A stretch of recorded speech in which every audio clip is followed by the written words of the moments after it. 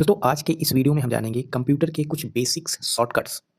जैसे कि अगर आप कंप्यूटर में किसी टेक्स्ट को कंप्लीट सिलेक्ट करना चाहते हैं तो आपको कंट्रोल ए दबाना पड़ेगा। अगर टेक्स्ट को आप बोल्ड में लिखना चाहते हैं तो कंट्रोल बी से आप उसको बोल्ड कर सकते हैं। किसी टेक्स्ट को कॉपी करने के लिए कंट्रोल सी दबाया जाता है। किसी टेक्स्ट को अगर डिलीट करना चाहते हैं तो कंट्रोल डी। अगर टेक्स्ट को आप पेज में सेंटर अलाइन में लाना चाहते हैं तो कंट्रोल ई करना पड़ेगा, या फिर आप किसी पेज में किसी वर्ड को ढूंढना चाहते हैं तो कंट्रोल एफ करके फाइंड आएगा। कंट्रोल जी से गो टू। अगर किसी टेक्स्ट को आप रिप्लेस करना चाहते हैं तो कंट्रोल एच। अगर टेक्स्ट को आप इटैलिक भाषा में लिखना चाहते हैं तो कंट्रोल आई। और यदि आप किसी टेक्स्ट को जस्टिफाई या फिर डाउनलोड करना चाहते हैं तो कंट्रोल जी होगा। लिंक को इंसर्ट करने के लिए कंट्रोल के, और किसी टेक्स्ट को लेफ्ट अलाइन करने के लिए कंट्रोल एल दबाना पड़ेगा। न्यू विंडो या फिर फाइल ओपन करने के लिए आपको कंट्रोल एन दबाना होगा। किसी फाइल को ओपन करने के लिए कंट्रोल ओ। अगर किसी टेक्स्ट को आप प्रिंट करना चाहते हैं तो कंट्रोल पी। अगर आप किसी ऐप को क्लोज करना चाहते हैं तो अल्ट F4। यदि टेक्स्ट को सेंटर या फिर राइट अलाइन करना चाहते हैं तो कंट्रोल आर।